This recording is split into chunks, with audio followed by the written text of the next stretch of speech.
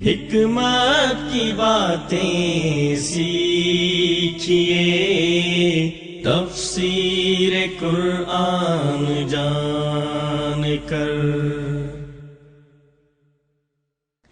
نحمدہ ونصلی علی رسولہ الکریم، اما بعد فاعوذ باللہ من الشیطان الرجیم، بسم اللہ الرحمن الرحیم۔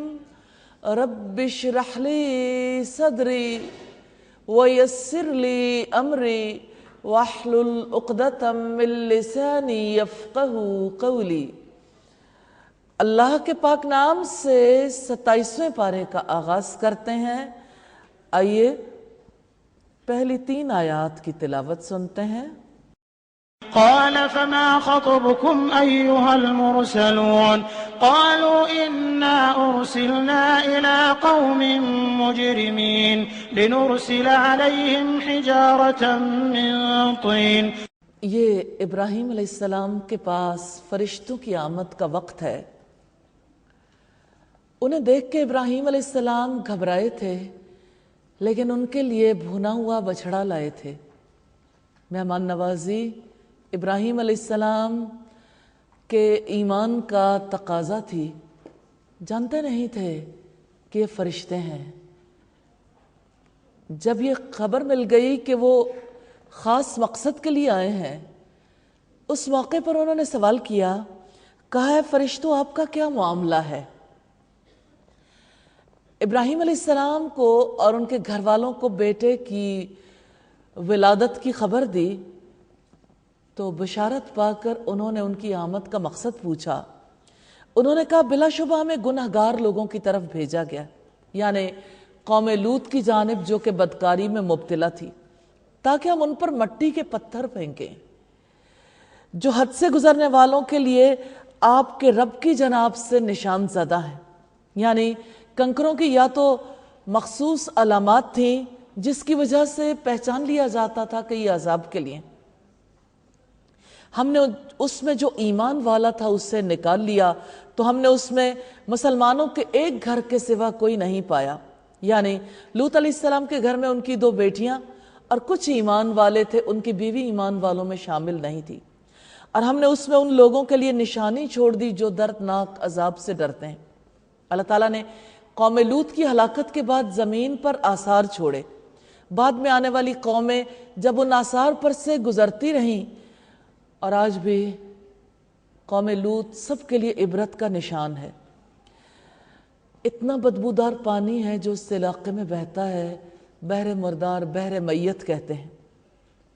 سیدنا عبداللہ بن عمر بیان کرتے ہیں کہ رسول اللہ صلی اللہ علیہ وسلم نے فرمایا، ان عذاب یافتہ لوگوں کے علاقوں میں داخل ہونا پڑے تو روتے ہوئے داخل ہوا کرو، اگر رونا نہ آئے تو ان کے علاقے میں داخل نہ ہونا کہ کہیں تم پر بھی وہ عذاب نہ آ جائے جو ان پر نازل ہوا تھا۔ یہ بخاری اور مسلم کی روایت۔ اور موسیٰ میں بھی ایک نشانی ہے جب ہم نے اسے واضح دلیل کے ساتھ فرعون کے پاس بھیجا، یعنی حضرت موسیٰ کے قصے میں آیت بھی ہے اور علامت بھی۔ جن معجزات کے ساتھ حضرت موسیٰ علیہ السلام کو بھیجا گیا تھا وہ اللہ تعالیٰ کی قدرت کی واضح دلیلیں تھیں، تو اس نے اپنے اقتدار کی وجہ سے منہ پھیر لیا اور کہا جادوگر ہے، دیوانہ ہے۔ اہل مکہ بھی تو یہی کہتے تھے۔ چنانچہ ہم نے اسے اور اس کے لشکروں کو آ پکڑا، پھر ہم نے انہیں سمندر میں پھینک دیا، اس حال میں کہ وہ قابل ملامت کام کرنے والا تھا۔ فرعون کے قصے میں جہاں اس کی غرقابی کا معاملہ ہمیں ملتا ہے، وہاں مومنوں کی نجات کا معاملہ بھی ملتا ہے۔ اللہ کی قدرت ہے، جسے چاہے بچا لے اور جسے چاہے ڈبو دے۔ اور عاد میں بھی ایک نشانی ہے جب ہم نے ان پر ایک بے برکت ہوا بھیجی، یعنی بانجھ ہوا جو درختوں کو بارآور کرنے والی نہیں تھی، نہ بارش لانے والی تھی بلکہ عذاب اور ہلاکت والی تھی۔ کسی چیز کو وہ نہیں چھوڑتی تھی، وہ جس پر سے بھی گزرتی اسے بوسیدہ ہڈی جیسا بنا چھوڑتی۔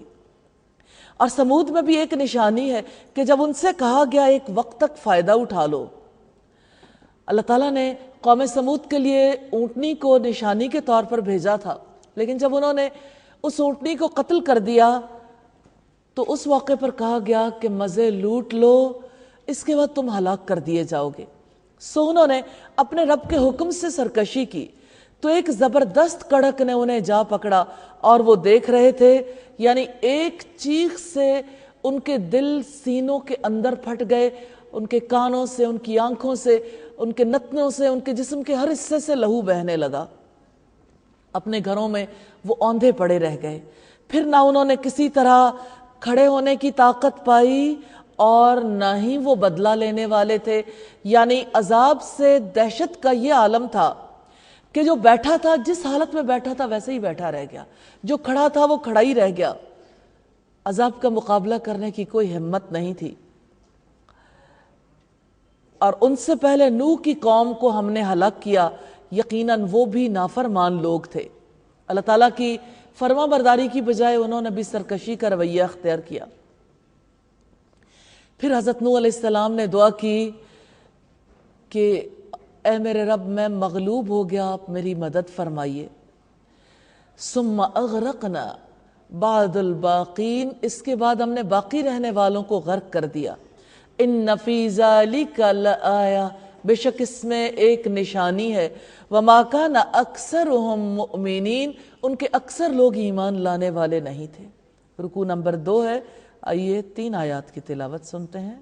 والسماء بنيناها بأيد وإنا لموسعون والأرض فرشناها فنعم الماهدون ومن كل شيء خلقنا زوجين لعلكم تذكرون۔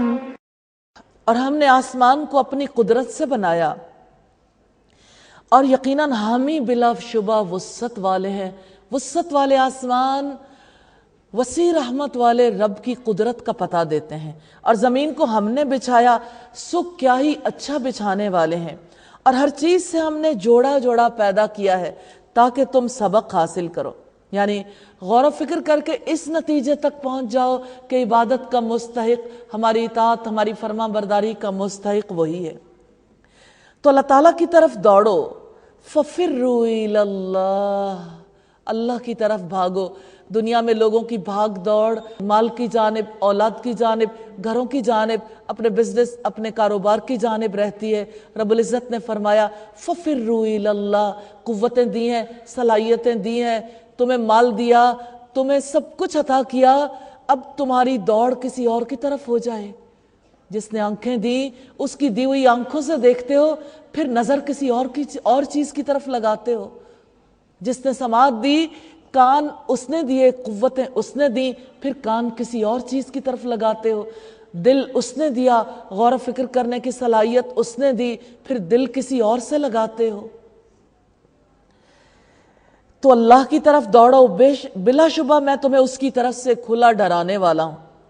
سیدنا ابو ہریرہ بیان کرتے ہیں کہ رسول اللہ نے فرمایا میری مثال اس شخص کی سی ہے جس نے آگ جلائی، پھر جب اس کے گرد روشنی ہو گئی تو اس میں یہ کیڑے اور یہ جانور ہیں جو آگ میں گرنے لگے، اور وہ شخص ان کو روکنے لگا لیکن وہ رکے نہیں۔ یہ مثال ہے میری اور تمہاری، میں تمہاری کمروں سے پکڑ پکڑ کر تمہیں اللہ کے عذاب سے، اس کی جہنم سے بچاتا ہوں، اور تم مانتے ہی نہیں ہو، اس میں گھسے جاتے ہو۔ مسلم کی 2284 نمبر روایت۔ اور اللہ تعالیٰ کے ساتھ کوئی دوسرا معبود نہ بناؤ، یقیناً میں تمہارے لیے اس کی طرف سے کھلا ڈرانے والا ہوں۔ اسی طرح ان لوگوں کے پاس جو ان سے پہلے تھے کوئی رسول نہیں آیا مگر انہوں نے کہا یہ جادوگر ہے یا دیوانہ ہے۔ کیا انہوں نے اس بات کی ایک دوسرے کو وصیت کی ہے؟ بلکہ وہ سب سرکش لوگ ہیں۔ آپ ان سے منہ موڑیں کہ آپ ہرگز ملامت کیے ہوئے نہیں ہیں۔ آپ کا کام پیغام پہنچا دینا ہے، آپ کا کام جبراً کسی کو ہدایت کے راستے پر لانا نہیں ہے۔ آپ نے اللہ تعالیٰ کی طرف سے عائد کردہ ذمہ داری کو پورا کر دیا ہے، پیغام پہنچا دیا، ذمہ داری پوری ہو گئی، آپ پر کوئی ملامت نہیں ہے۔ اور نصیحت کریں، فَإِنَّ الذِّكْرَىٰ تَنفَعُ الْمُؤْمِنِينَ، یقیناً نصیحت ایمان والوں کو فائدہ دیتی ہے۔ یقین کی وجہ سے، ایمان کی وجہ سے وہ نصیحت سے فائدہ اٹھاتے ہیں۔ جس میں ایمان کی رمق ہے، نہ نصیحت قبول کرنے کی استعداد ہے، اس کو تذکیر اور نصیحت کوئی فائدہ نہیں دیتی۔ ویسی شور زمین کی مانند ہے جس کو بارش کوئی فائدہ نہیں پہنچاتی۔ اس قسم کے لوگوں کے پاس اگر ساری نشانیاں آ جائیں تب بھی وہ ایمان نہیں لاتے۔ کیا آپ نے کبھی بنجر زمین دیکھی ہے؟ کیا آپ نے کبھی شور زدہ زمین دیکھی ہے جو اپنے نمک کی زیادتی کی وجہ سے پہلے ہی اگانے کے قابل نہیں ہے؟ جب بارش ہوگی تو ایسی زمین کا نمک اس کو قابل کاشت رہنے دے گا۔ بارش کے پانی کی آمد کے باوجود اس زمین کا کچھ بھی ثمرنے والا نہیں ہے۔ اسی طرح سے ایسے لوگ جو شور زدہ زمین کی طرح ہیں، ان کے پاس جتنی بھی نشانی آ جائیں وہ اس وقت تک ایمان نہیں لائیں گے جب تک وہ دردناک عذاب نہ دیکھ لیں۔ استغفر اللہ۔ وما خلقت الجن والانس الا لیعبدون، اور میں نے جنوں اور انسانوں کو پیدا کیا ہے تاکہ وہ میری عبادت کرے۔ سیدنا ابو ہریرہ رضی اللہ تعالیٰ عنہ بیان کرتے ہیں کہ رسول اللہ صلی اللہ علیہ وسلم نے فرمایا ہر بچہ دین فطرت پر پیدا ہوتا ہے۔ یہ اس کے ماں باپ ہیں جو اس کو یہودی، نصرانی یا مجوسی بنا لیتے ہیں۔ جیسے جانور 4 پاؤں والا ہمیشہ سالم جانور جنتا ہے، کیا تمہیں ان میں کوئی کان کٹا جانور ملتا ہے؟ یعنی ہمیشہ صحیح سالم جانور ہی پیدا ہوتے ہیں۔ ایسے ہی اللہ تعالیٰ کی جانب سے سب انسان سچی صحیح فطرت پر پیدا ہوتے ہیں، لیکن یہ ماحول ہے جس کے اثرات انسانوں پر مرتب ہوتے ہیں۔ سیدنا ابو ہریرہ بیان کرتے ہیں کہ رسول اللہ صلی اللہ علیہ وسلم نے فرمایا، اللہ تعالیٰ ارشاد فرماتا ہے، توجہ سے سنیے گا، اے ابن آدم، اپنے آپ کو میری عبادت کے لیے فارغ کر لو، میں آپ کے سینے کو بے نیازی سے بھر دوں گا۔ سبحان اللہ، انسان تو دنیا کے فکر سے آزادی نہیں ہوتا، اور تیرا فقر دور کر دوں گا، یعنی تم اپنے آپ کو میرے لیے فارغ کرو گے، میں تجھے بے نیاز کر دوں گا جہان سے، اور میں تیرا فقر دور کر دوں گا۔ اگر تو ایسا نہیں کرے گا تو میں تیرا سینہ مشاغل سے بھر دوں گا اور تیرا فقر دور نہیں کروں گا۔ یہ ابن ماجہ کی روایت ہے، اور ترمذی میں یہ 2466 نمبر پر ہے۔ نہیں میں ارادہ رکھتا ان سے رزق کا، اور نہ ہی میں ارادہ رکھتا ہوں کہ وہ مجھے کھلائیں، بلا شبہ اللہ تعالیٰ ہی بے حد رزق دینے والا، طاقت والا، نہایت مضبوط ہے۔ سیدنا ابو موسیٰ اشعری بیان کرتے ہیں کہ رسول اللہ صلی اللہ علیہ وسلم نے فرمایا، اذیت کی بات سن کر صبر کرنے والا اللہ تعالیٰ سے زیادہ کوئی نہیں ہے۔ لوگ اس کے لیے بیٹا بناتے ہیں، پھر بھی وہ ان کو عافیت سے رکھتا ہے اور ان کو رزق دیتا ہے۔ یہ بخاری کی 7378 نمبر روایت۔ چنانچہ یقیناً ان لوگوں کے لیے جنہوں نے ظلم کیا، بلا شبہ ان کے لیے بھی ان کے دوستوں کے حصے جیسا حصہ ہے۔ چنانچہ مجھ سے وہ جلدی طلب نہ کریں، یعنی عذاب کے لیے جلدی نہ مچائیں، کیونکہ قوموں کے بارے میں اللہ تعالیٰ کی ایک سنت رہی ہے۔ چنانچہ ہر جھٹلانے والا شخص جو اپنی تکذیب پر جمع ہوا ہے، جو نہ توبہ کرتا ہے نہ اللہ تعالیٰ کی طرف رجوع کرتا ہے، اس پر عذاب واقع ہونے والا ہے، یعنی کچھ مدت کے لیے مؤخر ہوگا۔ پھر بلا شبہ ان لوگوں کے لیے جنہوں نے کفر کیا تباہی ہے، تباہی ہے، تباہی ہے انکار کرنے والوں کے لیے ان کے اس دن سے جس کا وہ وعدہ دیے جاتے ہیں، یعنی وہ قیامت کا دن ہے جس دن انہیں مختلف قسم کی سزائیں دی جائیں گی، بیڑیاں پہنائی جائیں گی، ہتھ کڑیاں، طوق، کوئی نہیں ہوگا جو اللہ کے عذاب سے بچانے والا ہو۔ اللہم اجرنا من النار، اللہم اجرنا من خزی النار۔ الحمدللہ سورہ الذاریات مکمل ہوئی۔ اللہ تعالیٰ سے دعا ہے ہماری کمی کوتاہی کو معاف فرما دیں، ہمیں اس کا سچا یقین نصیب فرما دیں اور اس پر عمل کرنے کی توفیق عطا کر دیں۔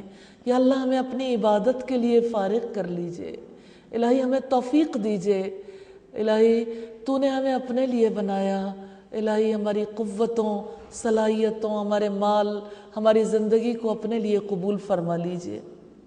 حکمت کی باتیں سیکھیے، تفسیر قرآن جان کر، حکمت کی باتیں سیکھیے، تفسیر قرآن جان کر۔ اللہ کے پاک نام سے سورہ الطور کا آغاز کرتے ہیں۔ سورہ الطور مکی سورت ہے، 2 رکوع اور 49 آیات پر مشتمل ہے۔ مصحف میں ترتیب کے اعتبار سے اس کا نمبر 52 ہے اور ترتیب نزولی کے اعتبار سے 76 ہے۔ بسم اللہ الرحمن الرحیم۔ آئیے پارے کے تیسرے اور سورت کے پہلے رکوع کی 5 آیات کی تلاوت سنتے ہیں۔ والطور وكتاب مسطور في رق منشور والبيت المعمور والسقف المرفوع والبحر المسجور۔ قسم ہے طور کی۔ طور سے مراد وہ پہاڑ ہے جہاں اللہ تعالیٰ حضرت موسیٰ علیہ السلام سے ہم کلام ہوئے تھے۔ طور کی کیا شان ہے، جس پہاڑ پر تورات کی تختیاں نازل ہوئی تھیں۔ طور کی قسم اس کے شرف کی وجہ سے کھائی ہے، اور لکھی ہوئی ایک کتاب کی، اس سے مراد لوح محفوظ بھی ہے اور قرآن مجید بھی۔ تمام آسمانی کتابیں بھی ہو سکتی ہیں اور انسانی اعمال نامے بھی جو فرشتے لکھتے ہیں، ایسے کاغذ میں جو کھلا ہوا ہے۔ یعنی کچھ لوگوں کا خیال ہے اس سے مراد تورات ہے جو تختیوں میں لکھی ہوئی تھی۔ اور آباد گھر کی، والبیت المعمور، بیت معمور سے مراد وہ آباد گھر ہے جو 7ویں آسمان پر فرشتوں کی عبادت گاہ ہے۔ وہ فرشتوں سے ایسے بھرا ہوا ہوتا ہے کہ اس گھر میں روزانہ 70,000 فرشتے داخل ہوتے ہیں عبادت کے لیے، پھر ان کی باری قیامت تک نہیں آئے گی۔ ایسا گھر ہے وہ۔ یہ بات حدیث معراج سے پتہ چلتی ہے۔ کچھ لوگوں کے خیال میں اس سے مراد بیت اللہ ہے جو عبادت کے لیے آنے والوں سے سدا ہی بھرا رہتا ہے، حتیٰ کہ اس گھر میں جب سیلاب آیا تھا تو لوگ تیر کر طواف کر رہے تھے اللہ کے گھر کا۔ وہاں بارش آئے، آندھی آئے، طوفان آئے، اللہ کا گھر سدا آباد ہی رہتا ہے۔ اللہ اسے سدا آباد رکھے۔ والبحر المسجور والسقف المرفوع، اور اونچی اٹھائی ہوئی چھت کی یعنی آسمان کی، والبحر المسجور، اور لبالب بھرے ہوئے سمندر کی، یعنی جس دن قیامت آئے گی یہ بھرے ہوئے سمندر آگ سے بھر جائیں گے، پانی کی جگہ پہ آگ اگلیں گے۔ بلا شبہ قسمیں کھانے کا مقصد کیا ہے؟ یہ ثابت کرنا بلا شبہ آپ کے رب کا عذاب ضرور واقع ہونے والا ہے۔ اللہ تعالیٰ نے اپنی عظیم قدرت کے دلائل دیے ہیں۔ طور کی لکھی ہوئی کتاب کی، ایک جھلی میں لکھی ہوئی کتاب کی، آباد گھر کی، اونچی چھت کی، لبالب بھرے ہوئے سمندر کی، کہ تیرے رب کا عذاب یقیناً واقع ہونے والا ہے، یہ اللہ کا وعدہ ہے۔ حضرت عمر ایک رات گشت کرنے کے لیے نکلے تو مسلمانوں کے گھروں میں سے ایک گھر میں کوئی سورہ الطور کی تلاوت کر رہا تھا، کھڑے ہو گئے، تلاوت سننے لگے۔ جب یہ آیت آئی، ان عذاب ربک لواقع ما لہ من دافع، بے شک آپ کے رب کا عذاب واقع ہونے والا ہے، اس کو کوئی دور کرنے والا نہیں۔ تو حضرت عمر نے فرمایا، رب کعبہ کی قسم، یہ حق ہے، یہ سچی بات ہے۔ پھر اپنی سواری سے اتر آئے، ایک دیوار کے ساتھ ٹیک لگا کر بیٹھ گئے، پھر گھر لوٹ آئے، پورا 1 ماہ بستر پر رہے۔ لوگ ان کی عیادت کو آتے تھے، انہیں معلوم نہیں تھا کہ انہیں کیا بیماری لاحق ہے۔ آپ جانتے ہیں کہ انسان کو جو صدمہ پہنچتا ہے، جو تکلیف، جو دھچکا پہنچتا ہے، اس کی وجہ سے انسان کی کیا کیفیت ہو جاتی ہے۔ حضرت عمر نے یہ سورت بار بار پڑھی تھی، رسول اللہ صلی اللہ علیہ وسلم اسے مغرب کی نماز میں پڑھا کرتے تھے، لیکن اس بار دل پر بڑا گہرا اثر ہوا، اس لیے کہ دل تاثر کے لیے کھلا تھا۔ اس آیت کی شدت، اس کی حقیقت پوری طرح سے دل کے اندر گھر کر گئی۔ کبھی وہ خاص وقت ہوتا ہے جب اللہ کی آیات کے اثرات دل کے اندر گھر کر جاتے ہیں۔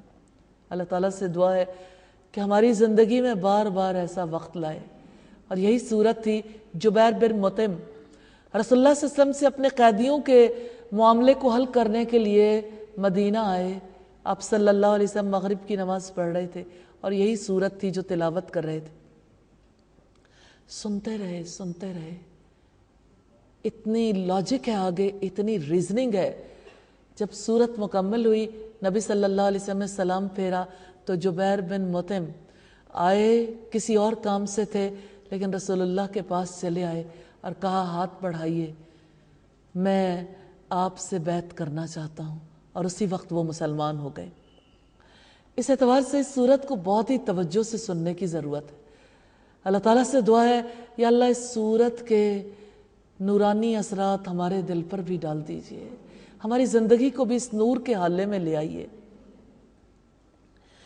جس دن آسمان لرزے گا سخت لرزنا، یعنی ٹوٹ پھوٹ کی وجہ سے آسمان ڈگمگا جائے گا اور پہاڑ چلیں گے بہت چلنا، اپنی جگہ چھوڑ دیں گے، روئی کے گالوں کی طرح ہو جائیں گے۔ چنانچہ اس دن جھٹلانے والوں کے لیے بڑی تباہی ہے جو فضول بحث میں اچھل کود رہے ہیں۔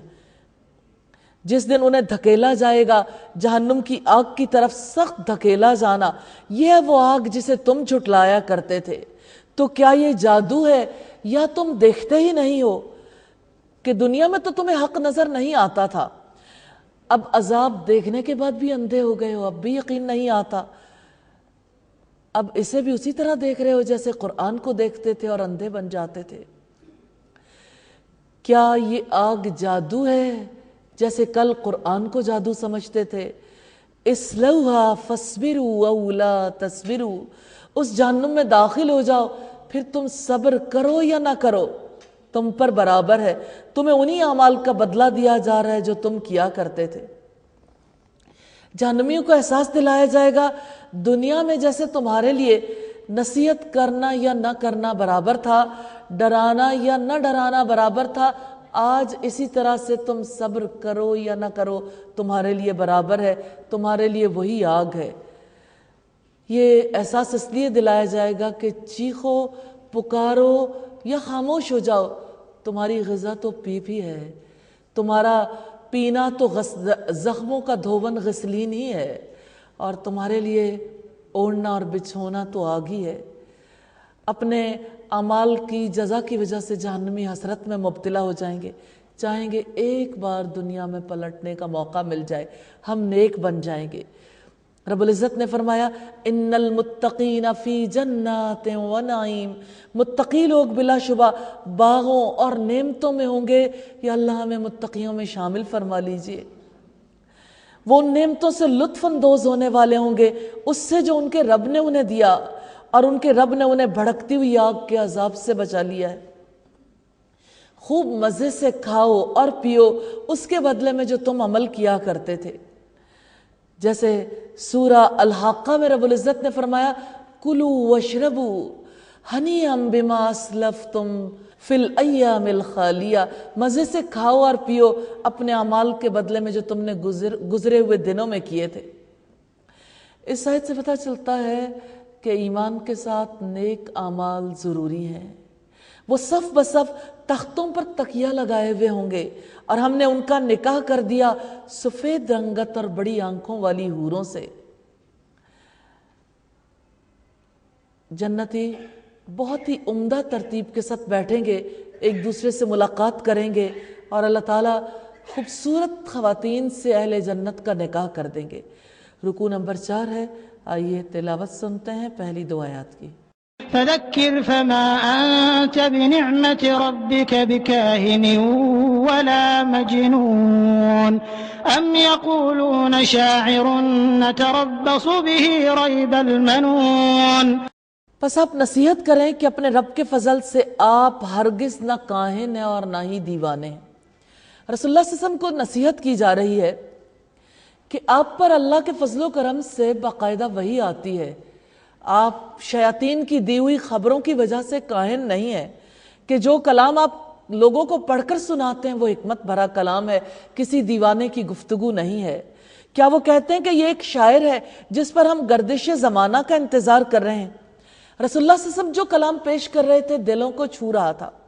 آپ کا دور شاعری کا دور تھا، اس لیے اہل مکہ نے کہا کہ یہ شاعری ہے اور آپ شاعر ہیں.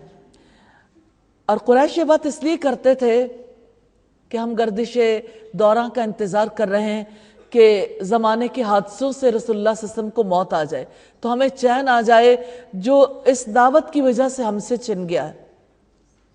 آپ کہہ دیں کہ تم بھی انتظار کرو، پس بلا شبہ میں بھی تمہارے ساتھ انتظار کرنے والوں میں سے ہوں. یعنی ہم دیکھتے ہیں کہ پہلے کس کی موت آتی ہے، ہلاکت اور بربادی کس کا مقدر بنتی ہے.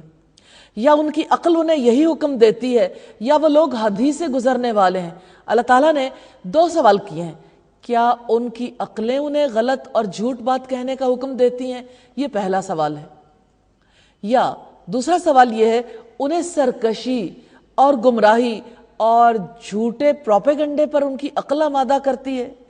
اس طرح ان کے کردار کے بارے میں پتہ چلتا ہے کہ وہ بے عقل ہیں اور سرکش اور گمراہ ہیں. دنیا میں ایسا نہیں ہے کہ ایسے لوگ مکہ میں ہی پائے جاتے تھے. ہر جگہ ہر زمانے میں ایسے سرکش اور گمراہ لوگ موجود ہیں جو اپنی عقل سے کام نہیں لیتے، جو اپنی زبانوں کو بے لگام چھوڑ دیتے ہیں ان لوگوں پر اعتراضات کرنے کے لیے جو اللہ کے دین کی دعوت کو لے کر اٹھتے ہیں اور ان کے خلاف پروپیگنڈا کرتے ہیں، ان کے کردار کی دھجیاں بکھیر دیتے ہیں تاکہ لوگ اللہ رب العزت کے ساتھ تعلق نہ جوڑ سکیں. کتنا گھٹیا مقصد ہے نا. وہ داعی کو ذلیل و رسوا نہیں کرتے، دراصل ان کا مقصد یہ ہوتا ہے کہ لوگ اس دعوت سے رک جائیں، اس پیغام سے رک جائیں. حکمت کی باتیں سیکھیے، تفسیر قرآن جان کر. حکمت کی باتیں سیکھیے، تفسیر قرآن جان کر. یا وہ کہتے ہیں کہ اس نے خود ہی اسے گھڑ لیا ہے، بلکہ وہ ایمان ہی نہیں لاتے. یعنی نہ ایمان لاتے ہیں نہ لانا چاہتے ہیں. ان کا کفر ہی انہیں ایسی الزام تراشی پر آمادہ کرتا ہے. چنانچہ اگر وہ سچے ہیں تو اس جیسی ایک ہی بات بنا کر لے آئیں، یعنی ایسا کلام بنا کر لے آئیں جس کے مضامین انسانی زندگی کی اصلاح کرنے والے ہوں، جس کے بیان میں بلاغت ہو، جس کا اسلوب ایسا ہو جس کی وجہ سے زندگی کے مسائل حل ہو جائے. کیا وہ کسی خالق کے بغیر خود ہی پیدا ہو گئے ہیں، یا وہ خود ہی پیدا کرنے والے ہیں، یا آسمانوں اور زمین کو انہوں نے پیدا کیا بلکہ وہ یقین ہی نہیں رکھتے. اللہ تعالیٰ نے شعور بیدار کیا ہے کہ یہ بتاؤ اپنے آپ کو خود ہی بنایا تھا یا کسی اور کو پیدا کیا ہے؟ انسان کے پاؤں تلے سے زمین کھینچی ہے رب العزت نے کہ یہ بتاؤ خالق کون ہے. اگر اپنے آپ کو پیدا نہیں کیا یا اپنے بارے میں تم نہیں کسی مقام تک پہنچتے، یہ بتاؤ آسمان اور زمین کا خالق کون ہے؟ کیا آپ نے اسے پیدا کیا آسمان کو یا زمین کو؟ پھر مان کیوں نہیں لیتے کہ تمہیں یقین نہیں ہے؟ یا ان کے پاس ان کے رب کے خزانے ہیں یا وہی حکم چلانے والے ہیں؟ یعنی یہ بتاؤ کہ جس کے پاس کوئی خزانہ ہوتا ہے وہ تو خزانے کا اختیار رکھتا ہے، تو کیا اللہ کی رحمت کے خزانے ان کے پاس ہیں؟ وہ رب کی رحمت تقسیم کریں گے، وہ کسی کو نبی بنائیں گے، وہ کسی پر وحی اتاریں گے، اور جس کو چاہیں گے نبوت عطا کریں گے، جس کو چاہیں گے رزق دیں گے، جس سے چاہیں گے روک لیں گے. کیا آپ کے رب کے خزانے ان کے پاس ہیں؟ یا ان کے پاس کوئی سیڑھی ہے جس پر چڑھ کر وہ غور سے سنتے ہیں تو ان کے سننے والے کو چاہیے کہ وہ واضح دلیل لائے. وہی آسمان سے آتی ہے، اللہ تعالیٰ کی طرف سے آتی ہے. تو اگر وہ کہتے ہیں کہ ان کا اختیار ہے تو جائیں آسمان پر چڑھ جائیں، وہی کو روک کر دیکھ لیں. محمد صلی اللہ علیہ وسلم پر جو وحی آتی ہے اس وحی کے آنے کو بند کر دیں. اگر ان کا کوئی زور چلتا ہے تو آسمان والوں پر زور چلا کر دیکھیں فرشتوں کی باتیں سن کر دیکھیں، وحی کے بارے میں معلومات لے کر تو آئیں۔ اللہ تعالیٰ نے انہیں بے دلیل ثابت کرنے کے لیے آسمانوں پر جانے کی دلیل طلب کی ہے، یعنی جا کر سن سکتے ہو تو سن لو۔ کیا اس کے لیے بیٹیاں اور تمہارے لیے بیٹے؟ یعنی اللہ تعالیٰ نے اپنی ذات کے لیے ان کے موقف کو سامنے رکھا ہے کہ دیکھو تم تو اپنے لیے بیٹی پسند نہیں کرتے ہو، اور تمہاری سوچ کا میکسیمم جہاں تک پہنچنا ہے وہ یہی کہ اللہ کے لیے تم بیٹیاں بنا دو۔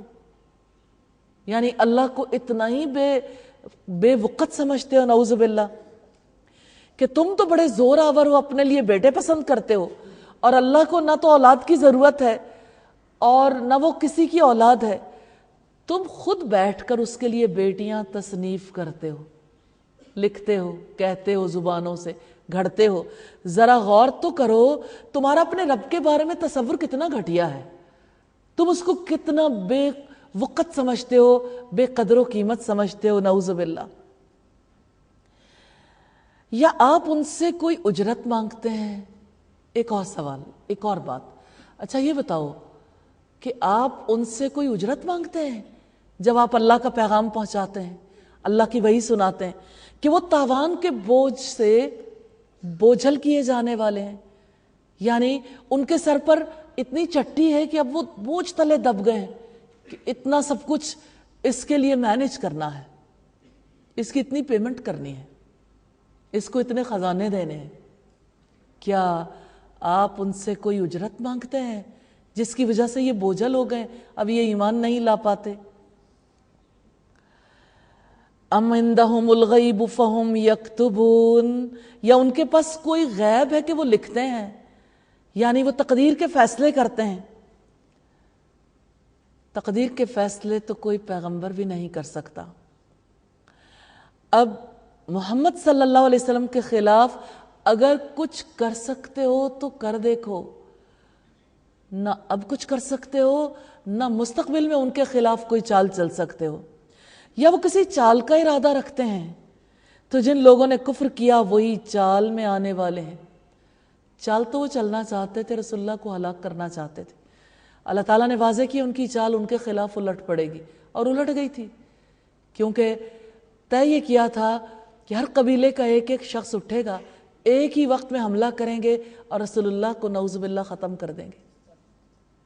اور رسول اللہ صلی اللہ علیہ وسلم سے اللہ تعالیٰ نے کہا کہ آپ اپنے گھر سے نکلو، اپنی جگہ کسی کو چھوڑ کے مٹھی بھر مٹی اٹھاؤ، یہ کہتے ہوئے پھینک دو شاہت الوجوہ، چہرے بگڑ جائیں۔ ایک مٹھی بھر مٹی پھینکی تو جانتے ہیں نتیجہ کیا ہوا؟ آپ کے گھر کا حصار کیا ہوا تھا سارے قبائل والوں نے، پھر وہ اپنی آنکھوں سے آپ کو جاتا ہوا دیکھ ہی نہیں سکے، چال الٹی پڑ گئی نا، چاہتے تھے قتل کر دیں، تو ان کا اپنا پروگرام ہی کل ہو گیا، سب کچھ ختم ہو گیا۔ ام لہم الہ غیر اللہ، یا ان کے لیے اللہ تعالیٰ کے سوا کوئی اور معبود ہے جو انہیں اللہ کے عذاب سے بچا لے گا؟ پاک ہے اللہ تعالیٰ اس سے جو وہ شرک کرتے ہیں۔ یعنی اصل بات یہ ہے کہ ان کی سوچ ناپاک ہے، اللہ تعالیٰ پاک ہے۔ سیدنا انس بن مالک سے روایت ہے، نبی کریم نے فرمایا اللہ تعالیٰ جہنم والوں میں سے کم عذاب والوں میں سے فرمائے گا اگر دنیا میں اور جو کچھ اس میں ہے تیرے لیے ہو تو کیا عذاب سے نجات حاصل کرنے کے لیے وہ دے دو گے؟ تو وہ کہے گا جی ہاں۔ اللہ تعالیٰ فرمائے گا میں نے تو تجھ سے اس سے بہت کم چیز کا مطالبہ کیا تھا اس وقت جب کہ تو آدم کی پشت میں تھا کہ تو میرے ساتھ کسی کو شریک نہ کرنا، اور ایسا مطالبہ پورا کرنا ان کے لیے ممکن نہ ہوا۔ اور اگر وہ آسمان سے ایک ٹکڑا بھی گرتا دیکھیں گے تو کہیں گے طے بطے بادل ہیں۔ اللہ تعالیٰ نے مثال سے واضح کیا ہے کہ اگر اتنے معجزات ان کے سامنے آئے کہ آسمان ٹکڑے ٹکڑے ہو کر گرنے لگ جائے تو کہیں گے یہ امٹتا ہوا بادل ہے۔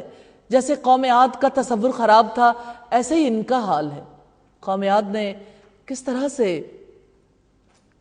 اللہ تعالیٰ کے عذاب کو دیکھ کر کہا تھا کہ آج تو بڑے گہرے بادل آئے ہیں، بہت پانی برسائیں گے، بہت بارش برسے گی۔ دنیا میں جتنے لوگ ان سین پر، غیب پر بلیو نہیں کرتے، سائنٹیفک میتھڈ پر بلیو کرتے ہیں، 5 سینسز پر بلیو کرتے ہیں، کبھی حق تک نہیں پہنچ پاتے، کبھی حق تک نہیں پہنچ پاتے۔ حق کتنی ہی نشانیاں آ جائیں، ایک بار جس کا تصور خراب ہو جائے، اس تصور کی اصلاح کتنی مشکل ہے، آلموسٹ ناممکن ہے۔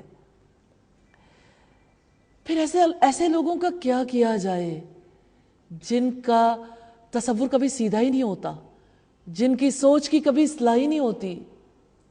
رب العزت نے فرمایا چنانچہ آپ انہیں چھوڑ دیں حتیٰ کہ اس دن کو جا ملیں جس میں وہ بے ہوش کیے جائیں گے۔ استغفر اللہ۔ اللہ رب العزت نے فرمایا کہ چھوڑ دو انہیں بھی اور جن ہستیوں کو یہ پوجتے ہیں، گم رہے اپنے نشے میں اس دن تک جس دن ان کے ہوش اڑ جائیں گے، جس دن ان کی اپنی تدبیر ان کے کچھ کام نہیں آئے گی اور نہ ہی ان کی مدد کی جائے گی۔ اور جن لوگوں نے ظلم کیا ہے بلا شبہ ان کے لیے اس آخرت کے علاوہ بھی عذاب ہے، لیکن ان کے اکثر لوگ نہیں جانتے۔ عذاب اور مصائب تو لوگوں پر اس لیے آتے ہیں کہ لوگ اللہ تعالیٰ کی طرف رجوع کریں، لیکن اس بات کو کم علمی اور کم فہمی کی وجہ سے گناہوں سے توبہ نہیں کرتے اور اپنے گناہوں سے اور اپنی خطاؤں سے لوٹ کر نہیں آتے۔ نبی صلی اللہ علیہ وسلم نے فرمایا منافق جب بیمار ہو کر صحت مند ہو جاتا ہے تو اس کی مثال اونٹ کی سی ہے، وہ نہیں جانتا کہ اسے رسیوں سے باندھا کیوں گیا اور کھولا کیوں گیا ہے، یعنی اپنی بیماری کو بھی نہیں سمجھتا، اسے نہیں پتا چلتا کہ مجھے کس وجہ سے قید کیا گیا اور اب کھول کیوں دیا گیا۔ سنن نبی داؤد کی روایت ہے وَاصْبِرْ لِحُكْمِ رَبِّكَ فَإِنَّكَ بِأَعْيُنِنَا، اور اپنے رب کا حکم آنے تک آپ صبر کریں، بے شک آپ ہماری نگاہوں میں ہیں۔ اور اپنے رب کی حمد کے ساتھ آپ تسبیح کیا کریں جب آپ اٹھیں۔ رسول اللہ کو رب کا فیصلہ آنے تک صبر کرنے کے لیے کہا گیا۔ مفسرین کہتے ہیں کہ اس سے مراد قیام اللیل ہے، تہجد ہے۔ سیدنا مجاہد کہتے ہیں اس سے مراد ہر مجلس سے اٹھنا ہے، یعنی جب تم نماز کے لیے اٹھنے لگو تو پروردگار کی تعریف کرو اس کی تسبیح کے ساتھ۔ سیدہ عائشہ بیان کرتے ہیں کہ نبی صلی اللہ علیہ وسلم جب نماز شروع کرتے تو آپ یہ الفاظ کہتے تھے سبحانک اللہم وبحمدک وتبارک اسمک وتعالی جدک ولا الہ غیرک۔ یہ ابو داؤد کی روایت ہے۔ اور رات کو بھی اس کی تسبیح کریں اور ستاروں کے جانے کے بعد بھی۔ رات کو تسبیح سے مراد قیام اللیل ہے جو تا حیات نبی صلی اللہ علیہ وسلم کا معمول رہا، اور ستاروں کے ڈوبنے کے وقت سے مراد فجر کی 2 سنتیں ہیں۔ رسول اللہ صلی اللہ علیہ وسلم ان سنتوں کی، ان 2 رکعتوں کی بڑی حفاظت فرماتے تھے۔ آپ نے فرمایا فجر کی 2 سنتیں دنیا اور جو کچھ اس میں ہے سب سے زیادہ بہتر ہے۔ سبحان اللہ، صحیح بخاری کی روایت ہے۔ الحمدللہ سورہ الطور ہم نے پڑھی۔ اللہ تعالیٰ سے دعا ہے یقین بھی عطا فرما دیں، عمل کرنے کی توفیق بھی۔ ہے نوع انسان کے لیے قرآن کامل روشنی، فوز و فلاح کا راستہ، قرآن رہبر بندگی، حکمت کی باتیں سیکھیے، تفسیر قرآن جان کر